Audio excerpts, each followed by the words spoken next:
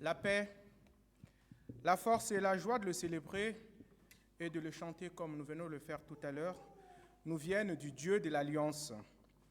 Il s'approche de nous aujourd'hui, comme hier, pour revivifier ce lien. Toi, mon frère, toi, ma sœur, qui est venue ce matin, Dieu veut parler à ton cœur. Toi, mon frère, toi, ma sœur, qui entre dans cette célébration, franchis avec celui qui te conduit la porte d'espérance. Bonjour à toutes et à tous, et je transmets également mes salutations à nos frères et sœurs qui nous suivent par Internet. L'ascension de notre Seigneur que nous avons célébrée jeudi dernier est notre victoire. Après son effroyable passion à la résurrection, le Christ retourne définitivement auprès de son Père, partager sa gloire dans l'éternité du royaume. Notre cœur ne peut que se réjouir pour lui et avec lui. Mais réjouissons-nous aussi pour nous, car cette ascension nous concerne pleinement. Jésus nous emporte avec lui.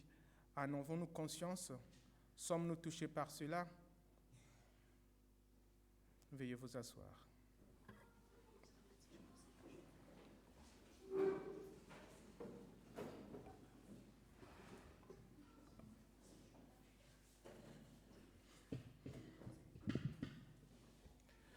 Prions. Seigneur notre Dieu, en entrant dans ce temple, nous venons te rendre grâce. Toi qui, dans ton amour et ton intarissable bonté, nous montres le chemin du salut et nous appelles à te suivre. Ouvre notre intelligence à ta parole, afin qu'elle soit notre lumière. Ouvre nos cœurs à l'amour, afin que naisse en nous tous une ardeur nouvelle, un feu nouveau. Nous nous tournons vers toi et comptons sur ta présence, Seigneur, pour vivre ce culte dans la fraternité et la bénédiction de ton saint nom. Amen.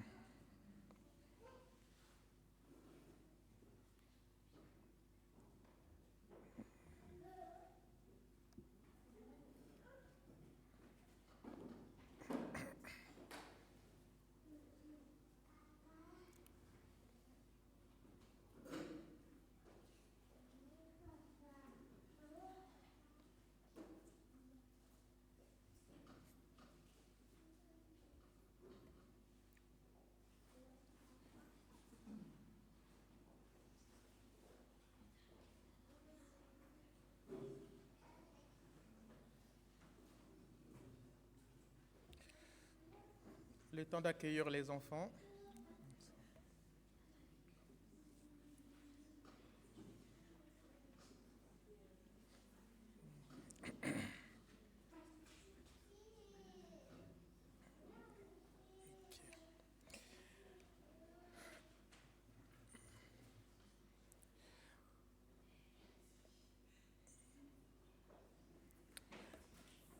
J'ai choisi quelques passages bibliques que je vais vous lire et je vous invite à écouter cela avec recueillement. Dans l'Évangile selon Jean, au chapitre 17, le verset 1, 4 et 5, Jésus leva les yeux au ciel et dit, « Père, l'heure est venue, glorifie ton Fils, afin que ton Fils te glorifie. Je t'ai glorifié sur terre, j'ai achevé l'œuvre que tu m'as donné à faire. Et maintenant, glorifie-moi, toi, ô Père, auprès de toi-même, de la gloire que j'avais auprès de toi avant que le monde fût. » Et dans la lettre de Paul aux Romains, le chapitre 8, le verset 34. Christ est mort, il est ressuscité, Il est assis à la droite de Dieu et il intercède pour nous. Toujours dans la lettre de Paul, mais cette fois-ci aux Philippiens, chapitre 2, le verset 9 et 11, nous lisons « C'est pourquoi aussi Dieu l'a souverainement élevé et lui a donné le nom qui est au-dessus de tout nom, afin qu'au nom de Jésus, tout genou fléchisse dans les cieux, sur la terre et sous la terre, et que toute langue confesse que Jésus-Christ est Sauveur à la gloire de Dieu le Père. » Et enfin, toujours dans la lettre de Paul, mais aux Colossiens, c'est au chapitre 3, le verset 1 à 4. « Si donc vous êtes ressuscités avec Christ, cherchez les choses d'en haut, où Christ est assis à la droite de Dieu le Père. Affectionnez-vous aux choses d'en haut et non à celles qui sont sur la terre, car vous êtes morts et votre vie est cachée avec Christ en Dieu. Quand Christ, votre vie, paraîtra, alors vous paraîtrez, vous aussi, avec lui dans la gloire. Amen.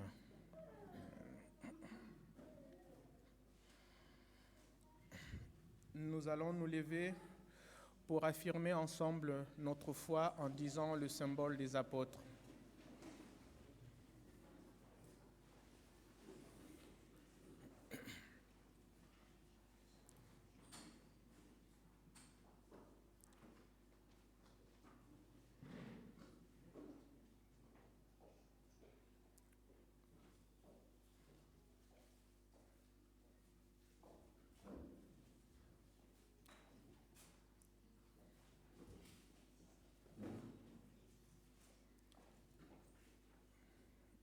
Caprice de la technique.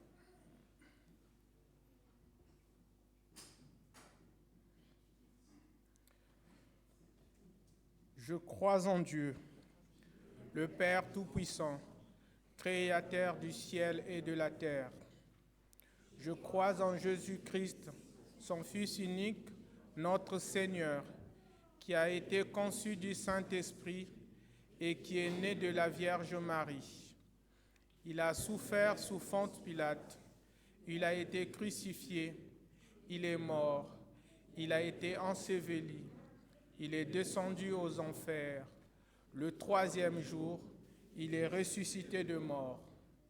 Il est monté au ciel, il siège à la droite de Dieu, le Père Tout-Puissant. De là, il reviendra pour juger les vivants et les morts. Je crois au Saint-Esprit, à la Sainte Église universelle, la communion des saints, la rémission des péchés, la résurrection de la chair et la vie éternelle. Amen. Veuillez vous asseoir.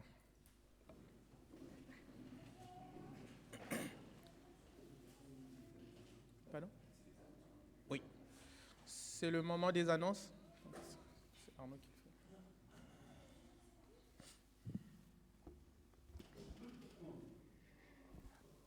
Alors, aujourd'hui, normalement, on avait partage biblique avec Marie-Christine, mais notre sœur Marie-Christine, hier, m'a prévenu qu'elle était malade, et donc on décale le partage biblique à la semaine prochaine. Pour ceux qui n'ont jamais assisté au partage biblique, c'est pendant 1h30, 2 heures de discussion ensemble sur un texte. Que vous y connaissiez beaucoup à la Bible ou pas beaucoup, c'est toujours super intéressant. Parce que c'est de l'échange en fait, c'est de l'échange avec ce qu'on a comme questionnement existentiel, ce qu'on a comme expérience, parce que comme on a quand même des éléments de connaissance spirituelle, de connaissance biblique, et donc je vous encourage à participer à ce partage biblique qui est mensuel.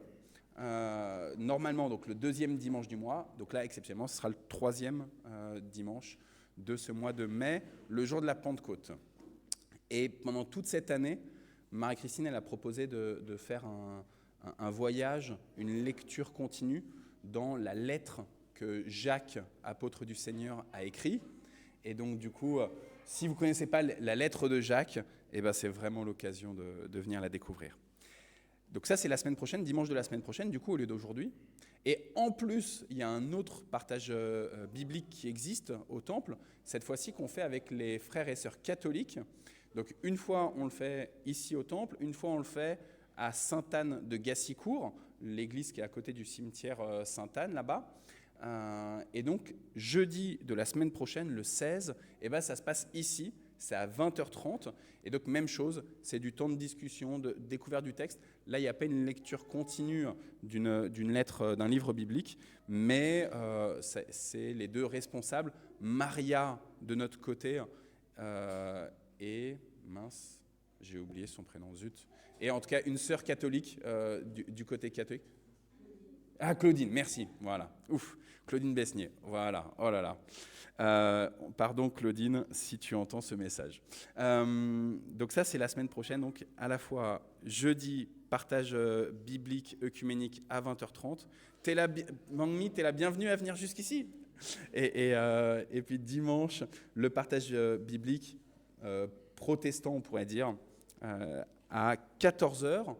Si le dimanche, vous voulez assister au partage biblique à 14h, je vous encourage à venir avec un petit repas à partager avec les frères et sœurs qui restent pour le partage biblique. C'est toujours plus sympa aussi, ça permet de connecter les uns les autres. Autre annonce pour dimanche prochain, on va avoir un culte, on va essayer de ne pas faire trop long, mais comme c'est le culte de Pentecôte, il y a 2 événements à cette occasion-là qui forcément rallongent un peu le culte.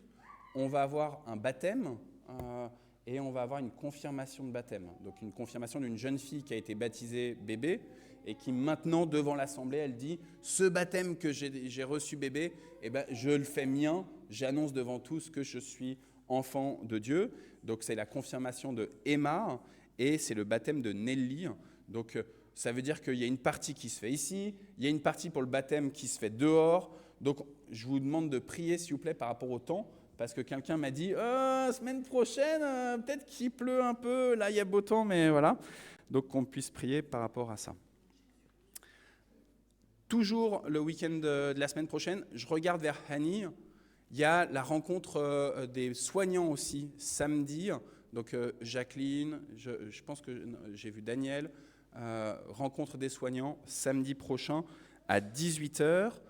Pour ceux qui sont intéressés aussi pour l'ouverture du temple, à l'occasion des Journées du patrimoine, on va avoir une réunion aussi, justement samedi prochain à 11h. C'est ouvert à tout le monde, tous ceux qui pensent que c'est bien d'avoir un temple ouvert. Et puis je regarde vers notre ancienne trésorière qui maintenant est dans la commission des finances. Je regarde vers notre trésorière adjointe. Et puis je regarde, non, elle n'est pas là, Vanessa, vers notre nouvelle trésorière. La semaine prochaine, vous avez une réunion commission des finances samedi matin. Voilà. Donc ça, là, on sent qu'il y a les beaux jours, mais en même temps, il y a une charge de travail à accomplir. Et autant il y a des choses qui sont spécifiques à un petit groupe, là, une commission, autant il y a des choses qui viennent aussi pour toute l'Assemblée.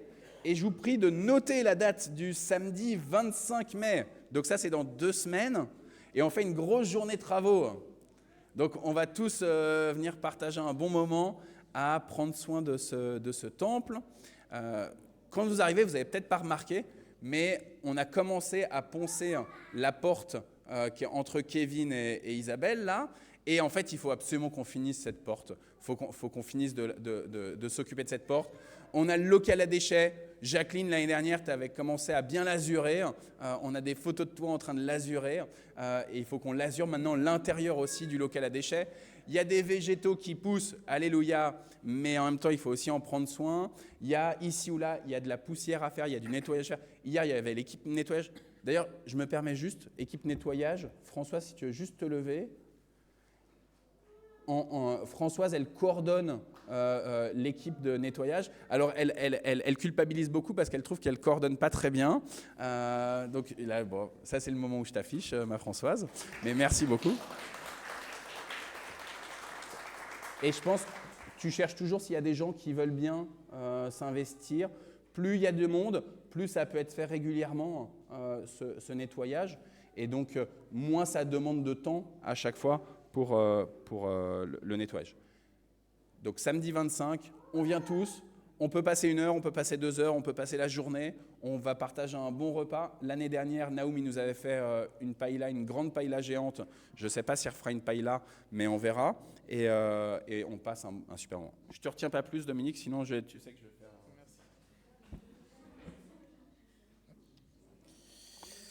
Merci Arnaud. Et c'est le moment de l'offrande. Est-ce qu'il y a des enfants qui peuvent...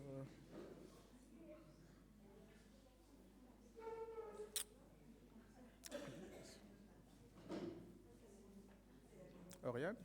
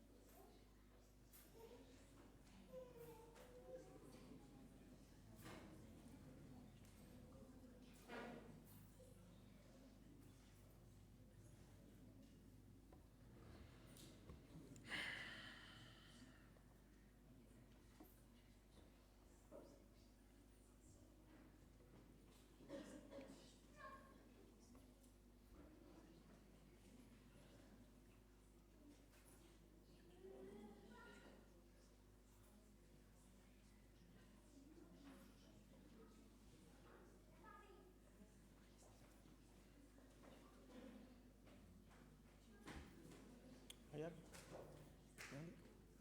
Tu veux lire? Tu veux lire? C'est toi qui fais la prière? Si, tu lis. Seigneur, jusqu'ici. Allez, vas-y. Seigneur, nous t'offrons une part de ce que tu nous as toi-même donné. Merci pour ton amour. Apprends-nous à donner avec joie et que notre offrande soit à la gloire de ton nom. Merci pour ton amour. Amen.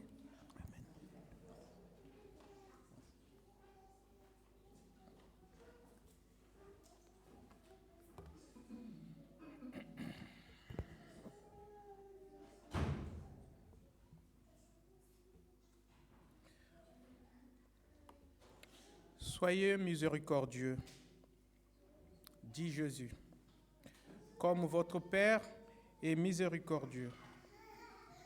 Ne jugez pas et vous ne serez pas jugés. Pardonnez et l'on vous pardonnera. Pourquoi m'appelez-vous Seigneur, Seigneur, et vous ne faites pas ce que je vous dis? Je vous donne un commandement nouveau. Aimez-vous les uns les autres comme je vous ai aimés. À l'amour que vous aurez les uns pour les autres, tous reconnaîtront que vous êtes mes disciples. Devant cet idéal élevé de l'amour de Dieu, nous nous tournons vers Dieu pour lui demander son pardon et son aide. Ainsi, toi mon frère, toi ma sœur, dans le silence et d'un cœur sincère, je t'invite à confesser tes fautes.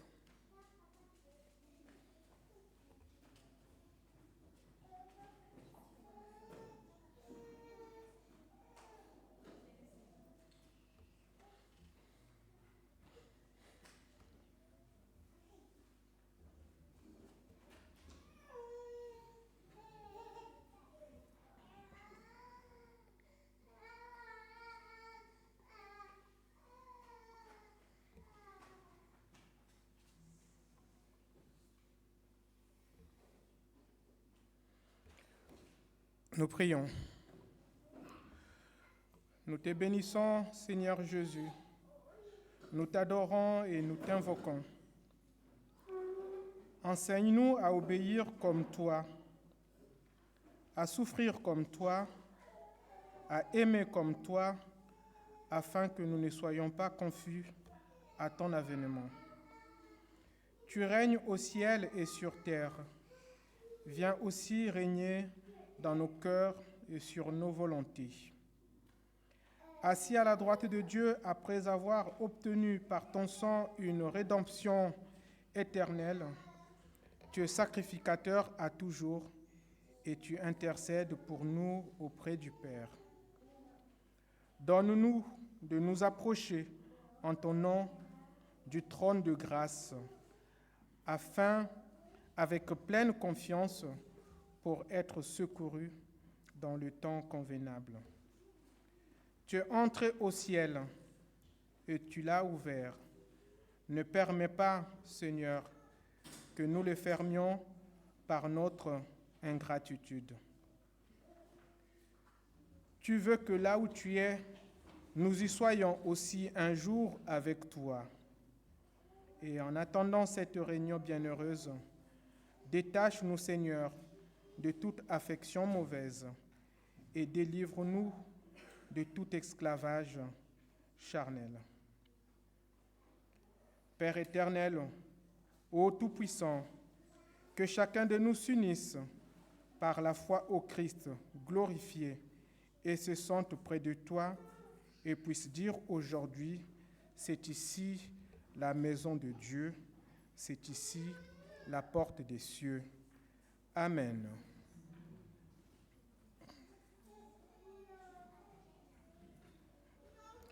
Nous allons nous lever pour chanter à la gloire de Dieu.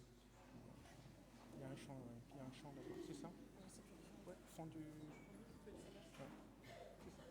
du fondeur.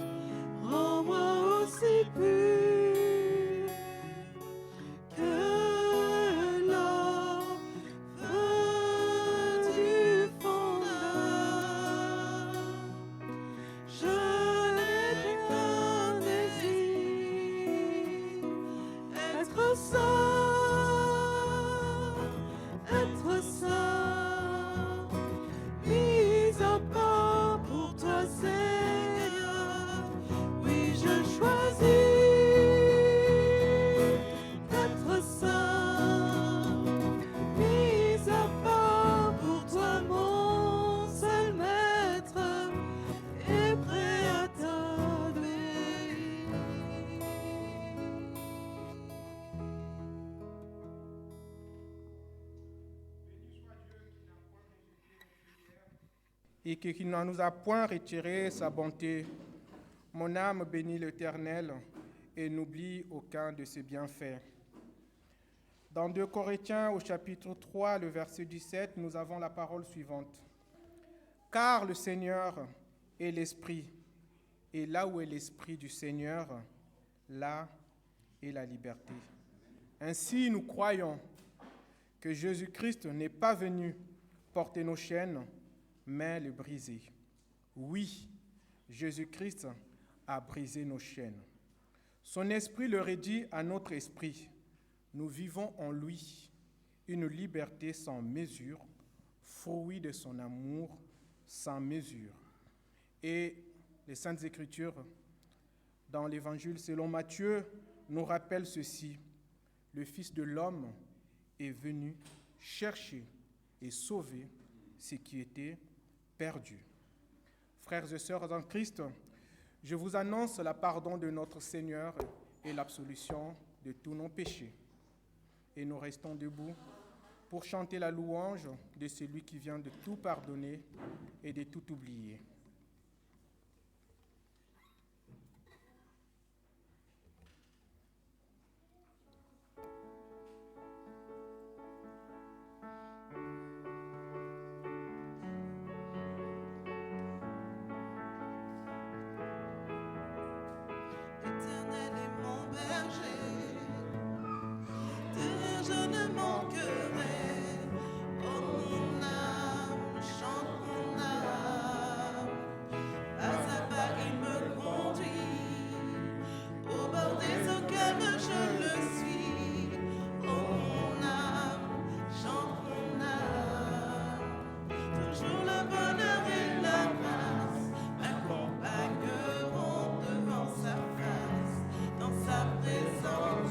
Tellement de joie, tellement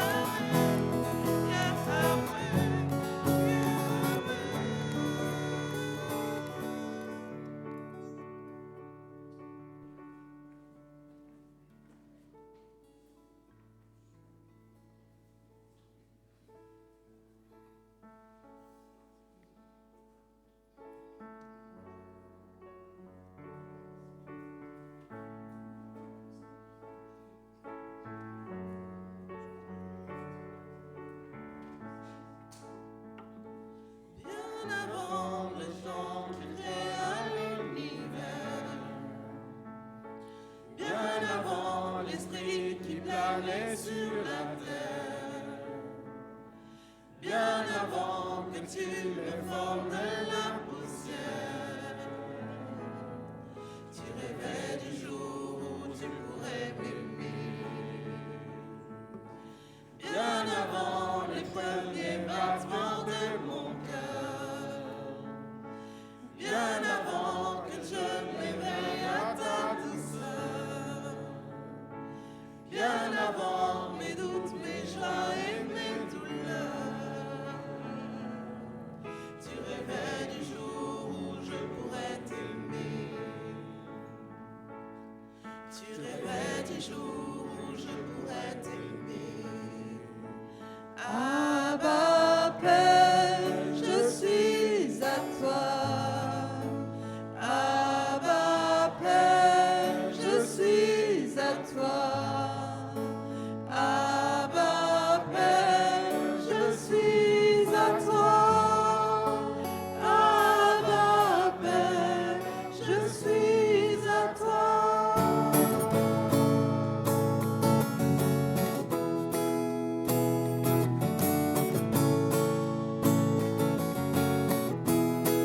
Bien avant que Jésus marche sur la terre, bien avant le Fils qui nous montre le Père, bien avant que les yeux sur moi soient ouverts, tu rêvais du jour où tu pourrais m'aimer. Bien avant que mon péché brise ton cœur, bien avant que coule le sang et la sueur, bien avant le clou, le froid et la douleur, tu rêvais du jour où je pourrais t'aimer. Tu rêvais du jour où je pourrais t'aimer. Abba Père, je suis à toi.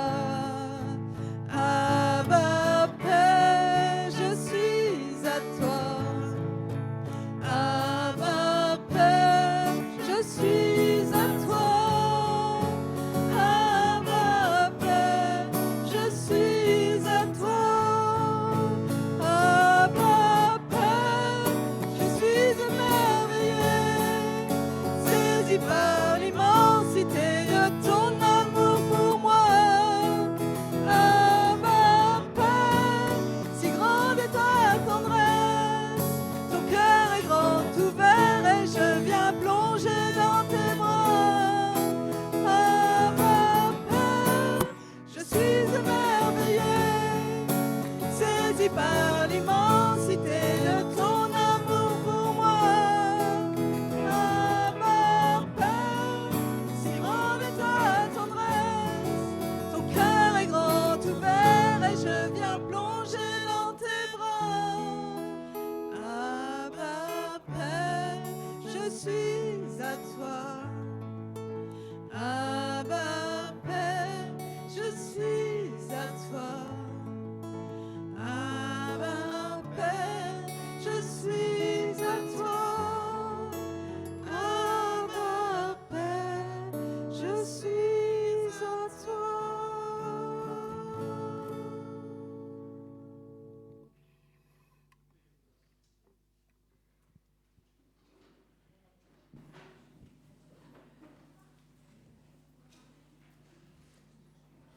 C'est le moment des actions de grâce. Et c'est Annie qui a le micro. Parfait. Merci.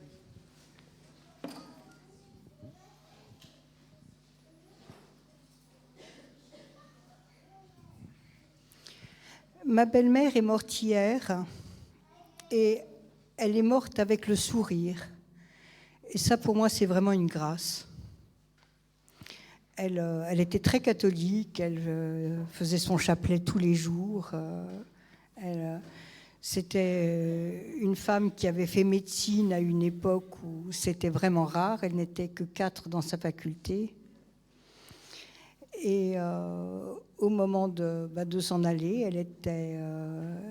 elle a demandé un verre d'eau à l'infirmière. Quand celle-ci est revenue avec son verre d'eau, elle était là toute souriante, mais elle n'était plus là.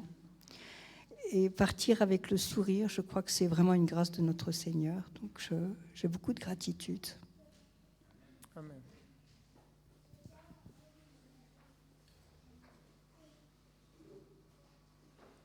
Est-ce qu'il y a quelqu'un d'autre qui veut prendre la parole?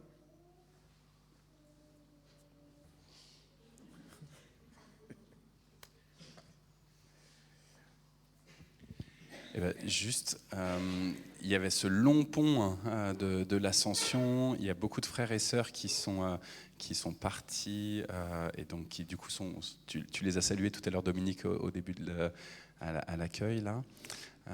Et jeudi dernier, pour le culte du jeudi, et c'était du coup un culte un peu spécial pour le jeudi de l'Ascension, on avait un pasteur de Vernon, Jeff Stewart, qui était avec nous. Et je vous avoue que j'ai eu une petite... certainement c'est très mal placé, hein, mais justement je vous le pose, je me suis dit, mince, on accueille un pasteur extérieur et en fait il va y avoir personne. Et j'ai eu un petit coup de panique aussi, parce que normalement le culte du jeudi, en général on utilise des morceaux de musique qui ont été enregistrés il y a déjà quelques années par des paroissiens. Et donc on suit la louange de cette manière-là et on vit la louange de cette manière-là. Et en fait, le groupe de louange, il n'y avait personne qui était disponible. Et je me suis dit, ça va être vraiment... Il va y avoir ce pasteur extérieur. C'est quand même dommage. Et en fait, celle qui va nous apporter la prédication, Tracy, elle a accepté avec Joseph, avec son mari, de conduire la louange. Je les ai prévenus le mercredi après-midi, juste pour savoir s'ils venaient le lendemain. Et ils ont été disponibles. Et finalement, l'assemblée... on avait, je pense, une très très belle assemblée. Dominique, tu étais là, hein, c'était très sympa. Et on a vécu un moment vraiment fort. Et donc, je rends grâce au Seigneur parce qu'il me montre qu'en fait, c'est son église, c'est son assemblée. On n'est pas là non plus pour faire du chiffre ou je sais pas quoi. Et donc, ça vient aussi me donner une claque spirituelle par rapport à mes envies de voir grandir cette église et dire non, c'est l'église de Jésus-Christ et à lui seul soit toute la gloire. Et en tout cas, juste, je vous recommande quand même de regarder la prédication du pasteur Jeff et d'être conduit dans la louange par Tracy et par Joseph en regardant donc, ce culte en replay.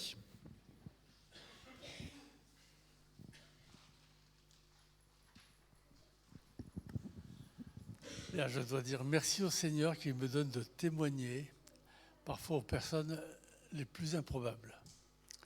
Il y a quelques jours, j'avais un problème avec mon nouvel ordinateur pour envoyer un courriel. Et je l'avais laissé sur l'écran et devant, j'ai mis la relation avec la société voulue. Et l'homme, le technicien, a regardé et il a vu que c'était toute une étude biblique qui était sur l'écran. Il m'a posé des questions et là, je lui ai dit qu'en même temps, j'avais travaillé sur la Genèse et que j'avais calculé les chronologies, les dates de la Bible. Et ça l'a interpellé, ça l'a très intéressé. Et c'est ainsi que je lui ai donné toutes ces coordonnées-là. À notre Dieu soit toute la gloire qui nous donne de témoigner, souvent de manière différente de ce que l'on peut penser. Louange au Seigneur. Amen.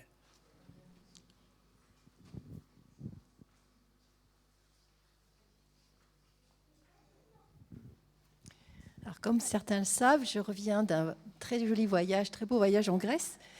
Et j'ai eu l'occasion, d'abord c'était la Pâque orthodoxe, le week-end dernier. Donc on a eu la chance de se retrouver dans l'assemblée, de voir un petit peu tous ces chrétiens qui venaient fêter la résurrection, parce que là-bas, dans les pays orthodoxes, la Pâque, c'est vraiment la fête la plus importante. C'est plus important que Noël. C'est vraiment une fête familiale, on s'échange des cadeaux et on fête la résurrection du Christ. Et on fête aussi la mise au tombeau le vendredi soir. Et le samedi à minuit, il y a une très très grande fête, tout le monde est dehors, il y a feux d'artifice. C'était très, très prenant. Et puis les Grecs sont très croyants, très orthodoxes et très, très pratiquants. Et donc on a fait des très belles rencontres avec des orthodoxes avec qui on a échangé. Et vraiment, on sent que Christ est partout, quoi. Et c'est, dans tous les pays, on retrouve des chrétiens qui croient. Et c'est bien, ça fait chaud au cœur.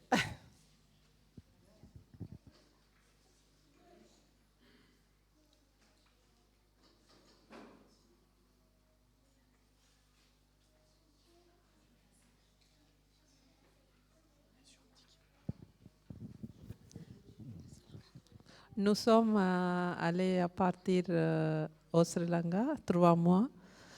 Dieu il est gardé tout le temps. Mon fils aussi, là-bas, il est à, j'ai trouvé, il est à médecine.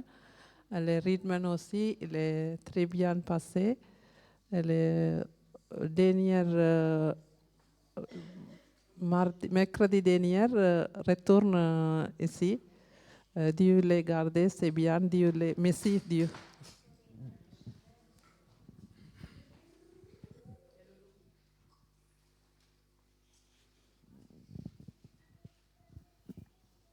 Bonjour.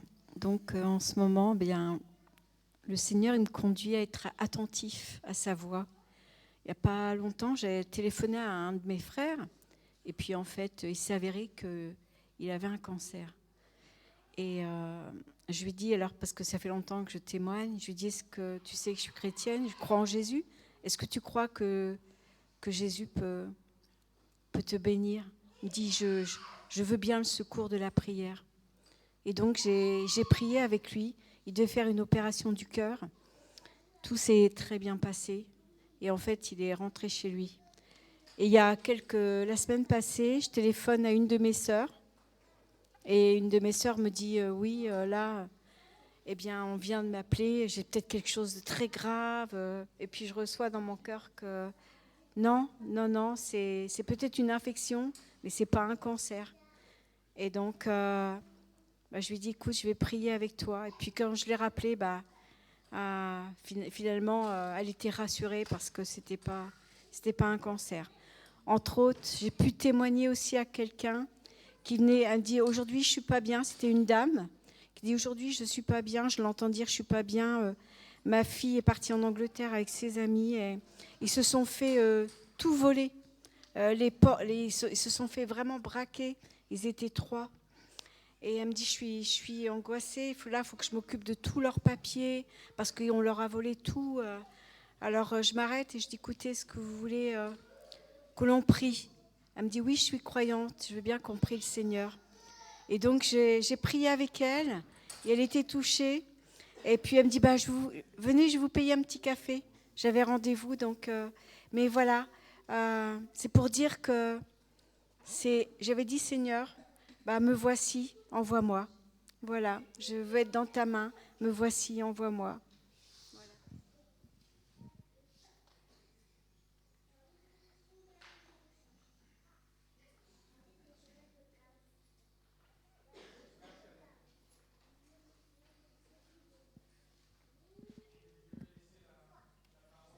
Sœur Tracy qui va nous annoncer la bonne nouvelle ce matin. Juste le temps que Tracy prenne place, les enfants vont partir avec Isabelle et Colombe. Merci à vous. Merci les enfants.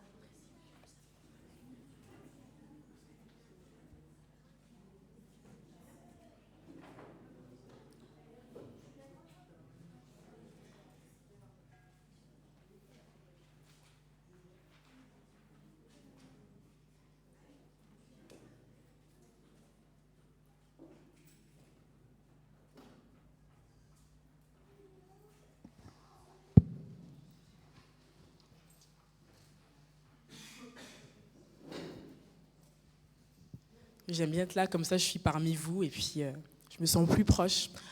Déjà, je voulais commencer par dire merci au groupe de louanges parce que c'est vrai que jeudi, avec mon mari, on a conduit la louange, mais moi je suis contente que vous ayez pu prendre ce temps pour vous reposer. J'ai aussi beaucoup servi dans l'église et je sais que parfois le dilemme que ça peut être de se dire est-ce que je me rends dispo ou pas, et on était dispo et j'espère que vous avez pu vous reposer, profiter avec vos familles.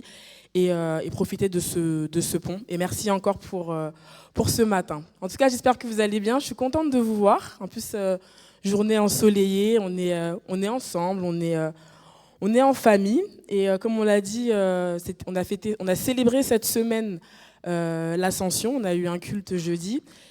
Et c'est la première fois que j'ai réalisé, je me suis dit, c'est vrai que l'Ascension, c'est ce qui nous permet aussi aujourd'hui de dire, quand les gens nous demandent, mais Jésus, toi tu crois en Jésus, il est où et tout, il suffit de se rappeler ce moment, de se dire, en fait, il est monté au ciel et il est à la droite de Dieu. Il n'est plus avec nous physiquement, mais à l'Ascension, il est monté, il a dit devant ses disciples, et il a dit, je vais maintenant dans le ciel, je prie pour vous, et je vous envoie mon esprit. Et c'est ça qu'on célèbre à l'Ascension, et dans une semaine, on va célébrer la Pentecôte, quand il a envoyé son esprit sur ses disciples et sur chacun de nous. Alors, je vous propose de pouvoir lire ensemble le passage du jour, qui se trouve dans l'évangile de Jean, au chapitre 10, et on va aller jusqu'au verset 21. J'avais mis 18, mais on va aller jusqu'au verset 21. En vérité, je vous le dis, celui qui n'entre pas par la porte dans la bergerie, mais qui y monte par ailleurs, est un voleur et un brigand. Mais celui qui entre par la porte est le berger des brebis. Le portier lui ouvre, et les brebis entendent sa voix. Il appelle par leur nom les brebis qui lui appartiennent, et il les conduit dehors. Lorsqu'il les a fait sortir, toutes ses propres brebis, il marche devant elles, et les brebis le suivent, parce qu'elles connaissent sa voix. Elles ne suivront point un étranger, mais elles fuiront loin de lui, parce qu'elles ne connaissent pas la voix des étrangers.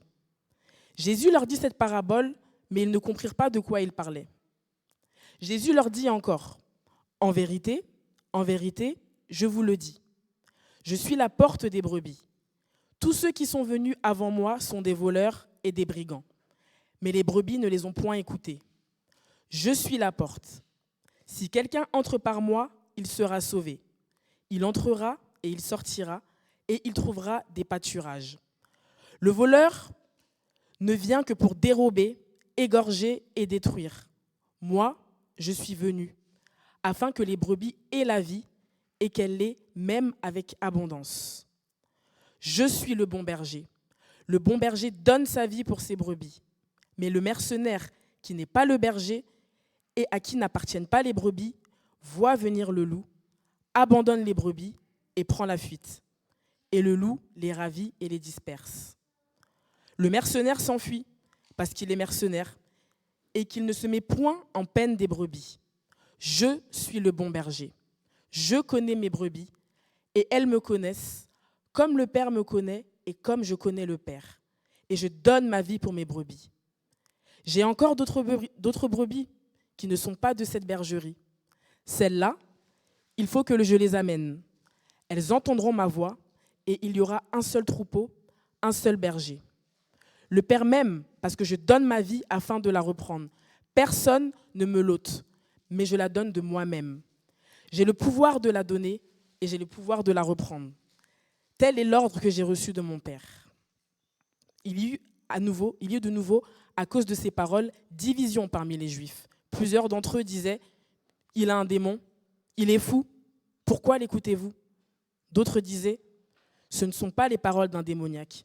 Un démon peut-il ouvrir les yeux des aveugles ? Amen.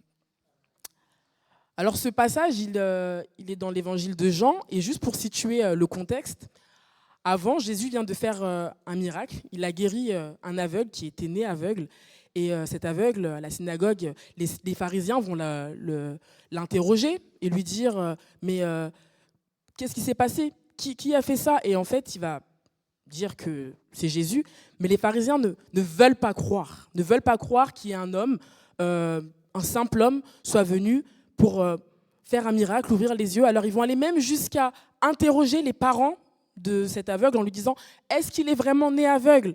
Et ils disent « Oui, c'est notre fils, on sait quand même qu'on l'a mis au monde, et oui, il est né aveugle. » Ils disent « Mais comment ça se fait qu'il voit ?» Et ils vont encore interroger cet aveugle. Il va leur répondre « Écoutez, moi je sais une chose, j'étais aveugle et maintenant je vois. » Et comme il attribue cela à Jésus, ils vont le virer de la synagogue. Les pharisiens, ceux qui étaient les enseignants, ceux qui guidaient le peuple, vont virer cet homme de la synagogue parce qu'ils ne veulent pas reconnaître que Jésus ait pu faire ce miracle. Et juste après cette histoire, Jésus s'adresse à eux et il parle d'une bergerie. Il utilise cette parabole de la bergerie. Et pour la petite histoire, il y a 2 semaines, on était en conseil, en journée de retraite avec le conseil, et on devait choisir des feuilles par terre qui nous faisaient penser à l'église. Et moi, je suis tombée sur une image comme ça avec des boucs, et tout de suite, ça m'a parlé. Et à ce moment-là, je savais déjà que je devais prêcher aujourd'hui. Et c'est comme si à ce moment-là, je me suis dit, ah, c'est sur ce passage-là que je dois prêcher. Et la semaine d'après, à la fac, on a eu un culte et la personne qui était de présidence a parlé de ce texte. Et je me suis dit, ah, Seigneur, en tout cas, si je ne savais pas sur quoi parler, là, je sais. Et donc, il va utiliser l'image de la bergerie et qui représente le peuple juif, le peuple d'Israël qui, on le voit dans l'Ancien Testament, le peuple avec lequel Dieu avait fait alliance. Il avait choisi ce peuple, il les avait mis à part et leur avait dit « Je vous donnerai ma loi, vous serez le peuple qui va me suivre, je serai parmi vous, je prendrai soin de vous. Si vous suivez mes préceptes, je serai avec vous. » Et ils sont comme dans cette bergerie. Et là, Jésus arrive et il leur dit « Mais dans cette bergerie, il y a eu des voleurs. Il y a eu des brigands qui sont venus avant moi. Au lieu de passer par la porte, ils sont passés par-dessus. Ils sont venus pour comme attaquer les brebis. Et on le voit dans l'Ancien Testament, ce que les prophètes reprochaient aux conducteurs, aux bergers du peuple, c'est qu'ils ne prenaient pas soin du peuple. Dieu leur avait demandé de conduire le peuple dans la vérité. Il leur avait demandé de le conduire dans l'amour du prochain. Il parlait de la veuve, du pauvre, de l'orphelin, de l'étranger. Il devait en prendre soin. Mais il y avait des bergers qui ont commencé à détourner le peuple de ces lois. Ils avaient une loi qui était, je pense, la plus fondamentale, c'est « Tu aimeras le Seigneur ton Dieu de tout ton cœur ». Enfin, tu n'auras qu'un seul Dieu, pardon. Pas d'idole, je suis un Dieu jaloux. Et qu'est-ce qu'ils faisaient? Ils emmenaient le peuple à aller adorer d'autres divinités, à se prosterner devant d'autres dieux, alors qu'il leur avait donné cet enseignement de guider le peuple dans la vérité. Et ils sont comme ces voleurs qui sont venus pour éloigner le peuple de Dieu, alors que Dieu voulait une alliance avec ce peuple, que Dieu voulait être avec eux. Et je me suis posé la question, parce que même si la bergerie représente le peuple d'Israël, aujourd'hui, là, on est comme dans une bergerie, hein, on est tous des brebis. Et je me suis posé la question, quels sont les voleurs aujourd'hui dans nos propres vies? Qu'est-ce qui est venu dans notre vie pour nous éloigner de Dieu, notre Créateur? Qu'est-ce qui, encore aujourd'hui, en 2024, vient prendre cette place que Dieu seul doit avoir dans notre vie? Alors ça peut être, comme le texte le dit, ça peut être des bergers, des personnes. De qui est-ce qu'on s'entoure? Vous avez la grâce, franchement, d'avoir un pasteur avec qui je suis là en stage depuis le début de l'année, il aime les brebis. Il aime cette église.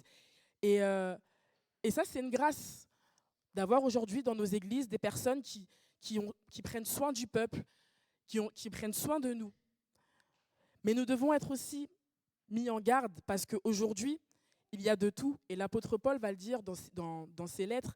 Attention, des faux prophètes vont venir parmi vous, des faux enseignants qui vont enseigner autre chose que l'évangile, qui vont vous détourner de la vérité de Dieu. Et là, Jésus met en alerte par rapport à ça.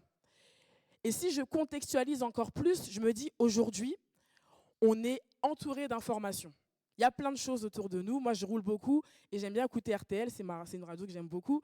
Et il y a les infos, et puis je regarde pas trop la télé, mais voilà, on a plein d'informations et je suis un peu sur les réseaux sociaux aussi. Est-ce qu'il y en a qui sont sur les réseaux sociaux? Ouais, on va pas se le cacher. Sur les réseaux, il y a de tout.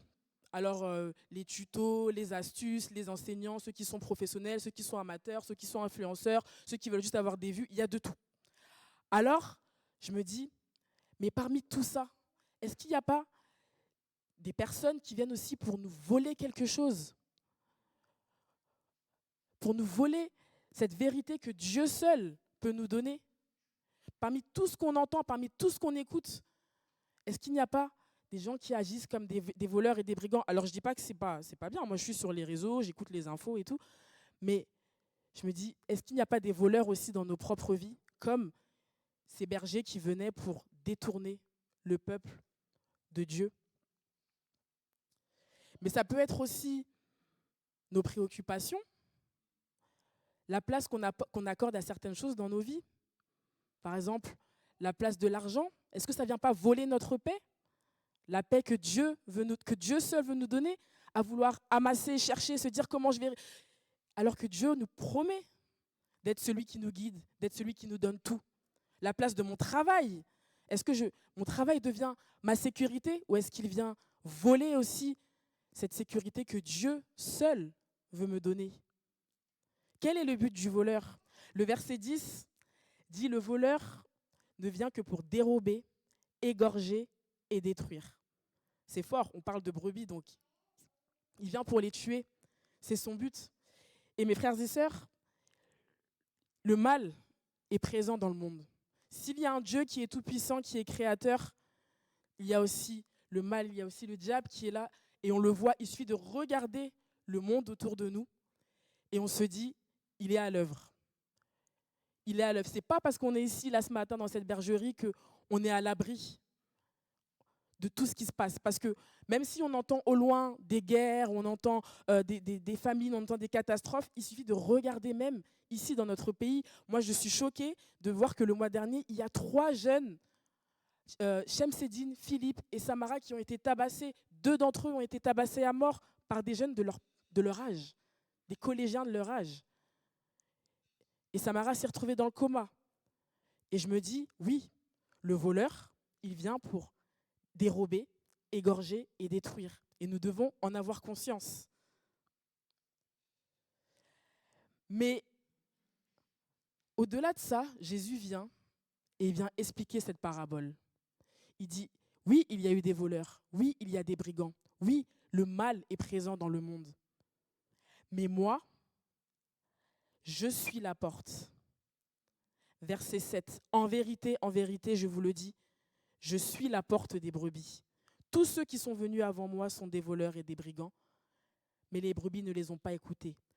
À deuxième reprise, je suis la porte. Si quelqu'un entre par moi, il sera sauvé. Il entrera et il sortira et il trouvera des pâturages. Jésus est la porte. Ce que les conducteurs dans l'Ancien Testament, ce que les pharisiens n'avaient pas fait, c'est qu'ils n'étaient pas passés par la porte, par Jésus. Ils ont rejeté, quand l'aveugle est venu les revoir pour leur dire « c'est Jésus qui m'a sauvé, c'est Jésus qui m'a guéri », ils ont rejeté. Ils ont préféré passer par-dessus pour essayer de dire au peuple « mais non, ce n'est pas vrai ce qu'il est en train de faire ». Et Jésus arrive et dit « je suis la porte, c'est par moi que vous êtes sauvés ». Et qu'est-ce que ça veut dire, être sauvé? On le voit dans l'Ancien Testament, Adam et Ève qui étaient en harmonie avec leur Dieu, qui étaient dans ce jardin, qui étaient dans la nature, qui étaient dans cette créature et qui étaient en harmonie parfaite. Mais ils ont perdu ça à cause de la faute qui est entrée, à cause de ce péché qui est entré dans leur vie. Et ils ont été séparés de cette harmonie avec Dieu, de cet amour de Dieu. Et tout le mal qu'on voit, parfois c'est vrai qu'en tant que chrétien, on vient nous voir et on nous dit, mais pourquoi il y a tant de mal? Pourquoi si Dieu existe, pourquoi est-ce qu'il se passe ci? Pourquoi est-ce qu'il se passe ça? Nous avons perdu cette connexion avec notre Dieu, cette harmonie parfaite. Et Jésus, là, il arrive et il dit, je suis la porte. Celui qui passe par moi sera sauvé. Celui qui passe par moi sera réconcilié avec le Créateur. Et c'est une parole qui est tellement forte, parce qu'il dit, avant moi, il y en a beaucoup qui sont venus, ils ont essayé, mais je suis la porte. Il n'y a que par moi. Et parmi tout ce qu'on entend aujourd'hui, parmi toutes les réponses qu'on cherche, aujourd'hui, on est à la recherche de tellement de choses, de tellement pour nous, de spiritualité, de choses, et on se dit, mais où est la réponse? Et Jésus arrive et dit, je suis la porte des brebis. Celui qui passe par moi sera sauvé. Et ce salut, il est accessible pour chacun de nous aujourd'hui. Et je remercie le Seigneur pour ceux qui l'ont déjà accepté. La semaine prochaine, on va célébrer des baptêmes, un baptême et une confirmation de personnes qui disent oui, je reconnais Jésus comme celui qui me sauve, celui qui me réconcilie avec le Père, celui qui me pardonne, celui qui m'offre son amour inconditionnel. Et je suis tellement contente, j'ai hâte d'être la semaine prochaine. Franchement, j'espère que vous serez là parce que les baptêmes, c'est vraiment quelque chose de beau. Et donc, il dit, je suis cette porte. Et il continue, et à 2 reprises, vous savez que dans l'évangile de Jean, plusieurs fois, Jésus va arriver en disant « je suis ». Il va affirmer qui il est. Et à 2 reprises, verset 11, « je suis le bon berger ». Verset 14, il reprend encore « je suis le bon berger ». Jésus est le bon berger, celui qui prend soin des brebis, celui qui te connaît, celui qui nous connaît chacun de nous, celui qui sait pourquoi nous sommes là aujourd'hui. Il est le bon berger. Il dit que les brebis le connaissent. Il les appelle par leur nom. Il vous appelle chacun par votre nom parce qu'il vous connaît. Il est votre bon berger. Et ce bon berger, qu'est-ce qu'il veut? C'est qu'on puisse aller dans une intimité plus profonde avec lui. Que parmi toutes les voix, parmi tout ce qu'on entend, tout ce qui nous entoure, tous les cris de désespoir autour de nous, toutes les informations qui sont vraies, toutes les fake news, tous les enseignements qu'on peut entendre, nous puissions entendre sa voix. Parce que oui, Dieu parle. Dans une semaine, on célèbre la Pentecôte, et à la Pentecôte, il a envoyé son esprit. Comme je disais tout à l'heure, on peut dire à l'Ascension, bah oui, en fait, Jésus, il n'est plus là, il est monté auprès de Dieu. Et à la Pentecôte, on peut dire, mais si Jésus, il est quand même là parce qu'il nous a envoyé son esprit. Donc, il est quand même là. Et vous m'auriez demandé, il y a quelque temps, parler de l'esprit, de Dieu, tout ce qui est spirituel. Dans une église, ok, on est habitué. Je me serais dit, peut-être à l'extérieur. Et en fait, oui, les gens ont conscience. Les gens ont conscience qu'il y a un monde spirituel. Vous savez qu'en France, alors je n'ai pas les chiffres, le nombre de personnes qui vont voir des médiums, des hypnotiseurs, qui vont tirer les cartes. Je suis sûre qu'il y a des personnes, si on leur demande est-ce que tu veux entrer en contact avec un défunt et tout, seraient capables de dire oui. Donc pour moi, ça veut dire que les gens ont conscience qu'il y a un monde spirituel. Donc on peut parler de l'Esprit de Dieu. On peut croire que Jésus est monté au ciel et qu'il nous a envoyé son esprit et qu'il communique avec nous aujourd'hui, qui nous communique la volonté du Père. On peut le croire et on peut même le partager autour de nous. Croyez-moi, les gens sont assez ouverts à ça. Parce qu'on se dirait, mais non, mais oui, on parle de Jésus, on est à l'église, c'est normal. Mais si vous savez le nombre, comme je disais tout à l'heure, de choses qu'on peut entendre à l'extérieur, ce vers quoi on est attiré parce qu'on est en cherche de vérité, en cherche de réponse. Jésus est présent par son esprit parmi nous et nous amène à cette intimité pour qu'on puisse apprendre à reconnaître sa voix parmi la voix des étrangers. Il dit « Mes brebis me connaissent et elles ne suivront pas la voix d'un étranger ». Le bon berger est celui qui nous guide. Il nous guide chaque jour. Il connaît nos vies. Il sait pourquoi on est sur terre. Nous-mêmes, parfois, on ne sait même pas pourquoi on est là. On se pose la question. Mais lui nous a créés. Il sait pourquoi il est là. Et il veut chaque jour, quotidiennement, nous parler pour nous dire « Je suis là. Je suis avec toi. Voilà, dans telle décision, dans telle situation de ta vie, à tel carrefour de ta vie, je suis là. Je suis celui qui te guide et qui prend soin de toi. » Parce que vous avez vu le nombre de choses qu'on a à vivre au quotidien, que ce soit dans nos vies personnelles, que ce soit au travail, que ce soit dans nos familles, que ce soit dans notre vie de disciples, nous avons besoin du bon berger. Sans lui, c'est un troupeau perdu en fait. On marche, on ne sait pas trop où on va, et puis on va là, tac une réponse, et puis on ne sait jamais. Mais lui, il est le bon berger, celui qui nous guide. Et merci parce qu'il nous a aussi mis des bergers aussi physiques qu'on peut voir. Et on peut être le berger les uns des autres, mais lui seul est le berger qui est parfait. Et sa parole nous dit qu'il conduit ses brebis vers les pâturages. La version du semeur dit il leur donne de quoi se nourrir. Il les sort. C'est-à-dire que là, on est là ce matin, mais on ne vit pas dans l'église. On n'est pas là. Après, chacun va rentrer chez lui, aller dans son quotidien, dans sa semaine. Et en sortant, il est là, également avec nous. C'est lui qui nous nourrit. Alors, si on est de manière très terre à terre, il prend soin de nos besoins physiques, spirituels, émotionnels. Il est là. Et les pâturages, c'est l'image un peu de cette abondance. Mais, frères et sœurs, j'aimerais quand même nous alerter sur le fait que l'abondance ne veut pas dire, avec notre Seigneur, que nous sommes à l'abri des réalités de ce monde. Ça ne veut pas dire que nous sommes à l'abri des souffrances de ce monde. Comme vous le voyez, Jésus est monté, mais nous, on est encore là. On est encore sur terre. Donc, il y a des réalités. Et moi, je me bats contre... Enfin, je me bats. Non, ce n'est pas mon rôle, mais je ne suis pas pour les personnes qui disent « Oui, avec Dieu, tout va bien. Tout est parfait. Tout est OK. Je ne souffre pas. Je n'ai pas de problème. » De toute façon, chacun de nous ici pourrait témoigner que ce n'est pas la réalité. Mais l'abondance avec Dieu, c'est de se dire que dans toutes circonstances, chaque situation, dans chaque domaine de notre vie, il est là, il est présent, nous assurant sa joie, nous assurant sa paix, nous assurant son amour. Pas comme le monde le donne, mais comme lui le donne. Je peux être dans les larmes, mais ressentir la paix de Dieu. Je peux être à genoux et ressentir son amour, sa main qui me soutient et qui me dit « Je t'aime, je suis avec toi ». L'abondance avec Dieu, c'est « Je suis avec toi » partout. Et il nous communique ses bienfaits, les bienfaits que Christ nous a donnés à la croix. Et il continue ce texte en disant, verset 16, « J'ai encore d'autres brebis qui ne sont pas de cette bergerie. Celles-là, il faut que je les amène. Elles entendront ma voix et il y aura un seul troupeau, un seul berger. » La bonne nouvelle, c'est que, comme je vous disais en introduction, la bergerie, elle représentait le peuple juif, mais ce salut, cette promesse que Dieu a, l'a élargie à toutes les nations. Quand je nous regarde ce matin, on n'est pas, je ne sais pas s'il y a peut-être il y a des juifs parmi nous, mais on n'est pas tous, on n'est pas tous. En tout cas, moi, je ne suis pas. À moins que je ne sache pas, mais pourtant, ce salut, cette bonne nouvelle, Jésus l'avait dit et l'a accompli, elle est pour chacun de nous.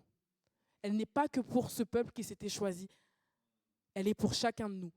Et je remercie Seigneur pour chacun de nous ici qui avons déjà fait ce pas d'accepter, de passer par cette porte, d'accepter Jésus. Je remercie le Seigneur pour ça. Mais il dit qu'il y a des brebis qui ne sont pas encore dans cette bergerie. Donc, il y en a qui ne sont pas encore, qui sont entrés, et il y en a qui ne sont pas encore dans cette bergerie. Et pourquoi j'ai voulu prolonger le passage jusqu'au verset 21, il dit « Il y eut à nouveau, à cause de ces paroles, division parmi les Juifs. Plusieurs d'entre eux disaient « Il a un démon, il est fou, pourquoi l'écoutez-vous » D'autres disaient « Ce ne sont pas les paroles d'un démoniaque. Un démon peut-il ouvrir les yeux des aveugles ?» Donc Jésus vient, il donne une parole qui franchement fait du bien. Il donne une parole de vie. Et il y a quand même des personnes qui sont là et qui disent « Mais ce gars-là, il a un démon.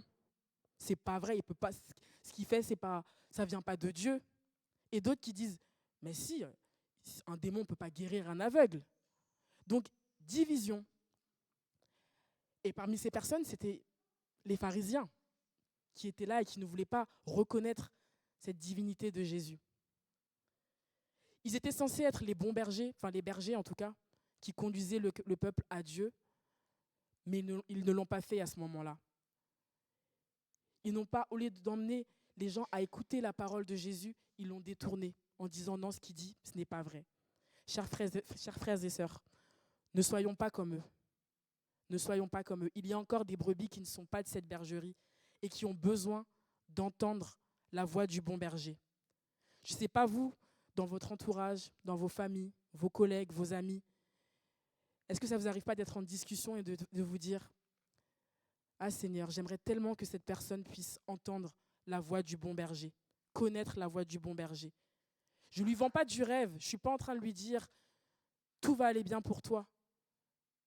Mais je lui présente quelqu'un qui sera la guider, quelqu'un qui sera l'aimer, quelqu'un qui sera la conduire parfaitement pour pouvoir entrer dans cette bergerie. Et ça fait partie de la mission que Jésus nous a donnée au moment de l'ascension. Justement, il a donné à ses disciples, allez de toutes les nations, faites des disciples, baptisez-les au nom du Père, du Fils et du Saint-Esprit, enseignez-leur à observer tout ce que je vous ai prescrit. Et voici, je suis avec vous tous les jours jusqu'à la fin du monde. Il nous envoie. Alors nous, on est bien. On a la voix du bon berger. On est emmené à l'écouter, on le connaît. Mais il y a des brebis qui ne sont pas encore dans cette bergerie et qui ont besoin de connaître la puissance du Seigneur, du Sauveur Jésus. Ne soyons pas comme ceux qui créaient les divisions, mais reconnaissons la seigneurie de Jésus, reconnaissons qu'il est tout-puissant, qu'il est au-dessus de tout. Pour conclure, ce texte nous invite simplement à reconnaître qui est Dieu, à reconnaître qui est Jésus. Lui-même le dit, « Je suis la porte, je suis le bon berger. » Et il le répète, « Je suis le bon berger. » Il est ton bon berger ce matin.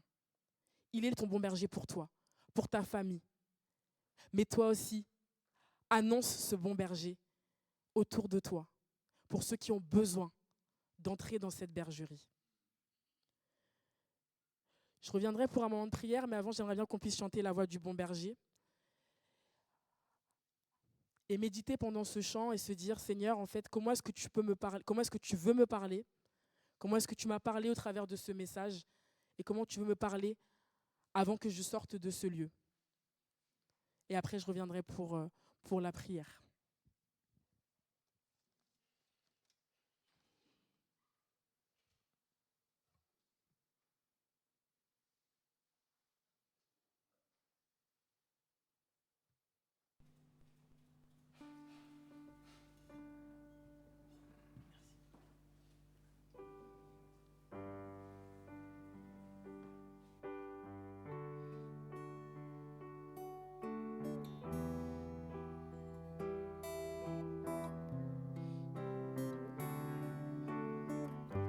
Si je me tais, oh, j'apprendrai à écouter la voix du bon berger. Quand je l'entends, oh, je comprends qu'il a payé pour ma liberté. Quand je t'ouvre mon cœur, je te vois,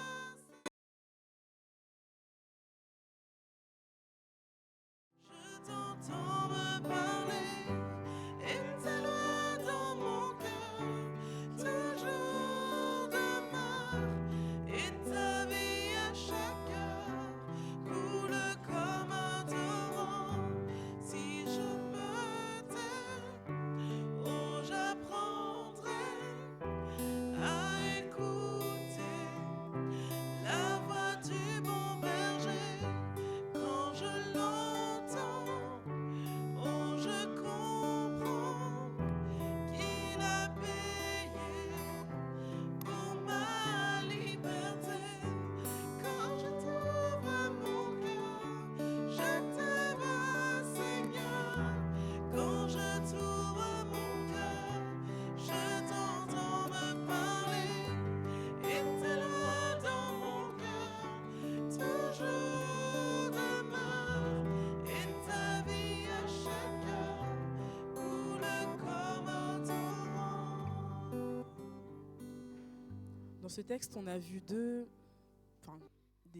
plusieurs types de brebis. Il y a les brebis qui sont déjà dans la bergerie. Et ce matin, j'aimerais juste qu'on puisse prier ensemble en 2 temps. Il y aura un premier temps de prière, en tout cas pour ceux parmi nous qui reconnaissent cette voix du bon berger, qui ont reconnu le Seigneur Jésus comme leur sauveur, et comme une prière de réengagement. Et on va la lire ensemble, elle va s'afficher. Et dans un deuxième temps, j'espère que vous voyez, moi j'ai pas mes lunettes. Et dans un deuxième temps, j'aimerais aussi pouvoir prier avec les personnes parmi nous qui se disent « J'aimerais aussi pouvoir écouter la voix du bon berger et passer par la porte qui est Jésus et lui donner ma vie. » Et il y aurait une deuxième prière qui est aussi écrite. J'ai choisi le format écrit parce que je sais que vous fonctionnez aussi comme ça ici, donc je m'adapte. Donc, première prière. On peut la dire ensemble, en tout cas pour ceux qui se sentent concernés, qui veulent juste comme se réengager avec le Seigneur Jésus. Seigneur Jésus, je reconnais que tu es le bon berger, celui qui me guide chaque jour. Je te demande pardon pour toutes les fois où j'ai écouté d'autres voix. Aide-moi à développer mon intimité avec toi afin de reconnaître ta voix lorsque tu m'appelles. Je veux saisir les bienfaits que tu as pour ma vie et m'engager à partager la bonne nouvelle du salut aux brebis perdues par ma vie en étant un témoin de Jésus sur terre. Amen. Amen. Et la deuxième prière qui va s'afficher, alors vous pouvez la faire dans votre cœur, vous pouvez la faire à haute voix. En tout cas, je vais prier avec vous. Et voilà, sachez que, en tout cas, à la suite du culte, il y a le pasteur Arnaud, il y a moi-même, d'autres personnes qui peuvent se tenir pour continuer à prier avec vous si vous en avez besoin, en tout cas. Jésus, je reconnais que tu es la porte par laquelle j'ai besoin d'entrer. Je te demande pardon d'avoir vécu loin de ta bergerie. Merci, car tu m'offres le pardon de mes fautes et la vie éternelle. Je décide de te suivre et de t'appartenir. Viens prendre le contrôle de ma vie et me faire bénéficier de ta paix, de ta joie et ton amour. Amen. Que le Seigneur vous bénisse.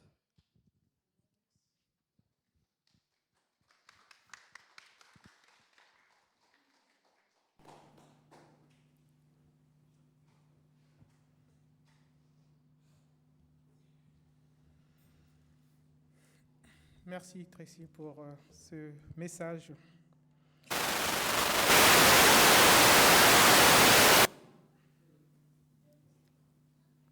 Merci. Les aléas de la technique. Et toujours dans la continuité de la prière, c'est le moment de la prière d'intercession pour prier les uns pour les autres. Je vous propose qu'on s'offre un moment de prière libre. S'il y a une ou deux personnes qui veulent lever la voix pour prier.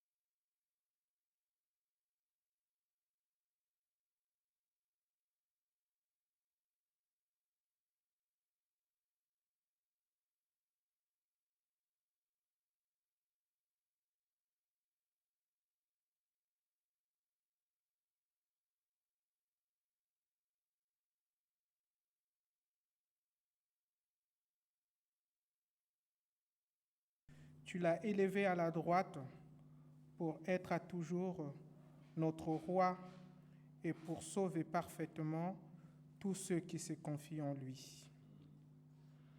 Ce Sauveur charitable a promis d'attirer tous les hommes à lui.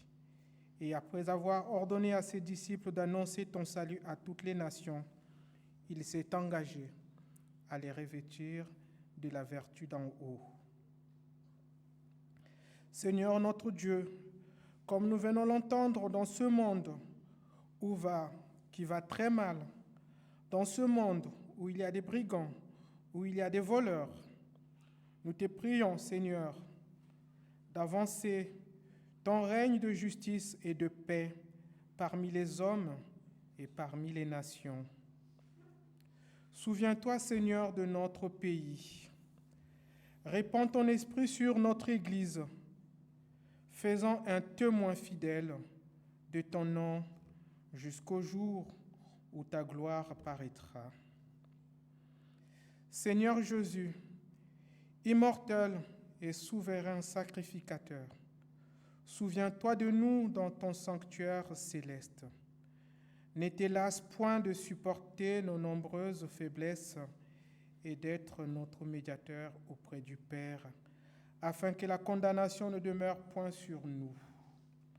Agis en nous par ton esprit. Divin Sauveur, qui n'est entré dans la gloire qu'à travers beaucoup de souffrances, assiste-nous pendant notre passage sur cette terre d'épreuve. Assiste en particulier nos frères que nous te nommons dans le secret de nos cœurs, qui sont aux prises avec les soucis, la maladie, les deuils ou la douleur. Rends-les patients dans l'affection, joyeux dans l'espérance, persévérants dans la prière. Rends-les triomphants par la foi. Et lorsque viendra l'heure suprême, fais que, voyant le ciel ouvert et te voyant toi-même de l'œil de la foi, assis à la droite de Dieu, nous puissions tous te dire avec confiance: Seigneur Jésus, reçois mon esprit. Et dans la communion de l'Église universelle, nos cœurs s'élèvent vers toi, la prière que le Christ nous a confiée. Notre Père qui es aux cieux, que ton nom soit sanctifié, que ton règne vienne, que ta volonté soit faite sur la terre comme au ciel. Donne-nous aujourd'hui notre pain de ce jour. Pardonne-nous nos offenses, comme nous pardonnons aussi à ceux qui nous ont offensés. Et ne nous laisse pas entrer en tentation, mais délivre-nous du mal. Car c'est à toi qu'appartiennent le règne, la puissance et la gloire, pour des siècles des siècles. Amen. Jésus est le chemin.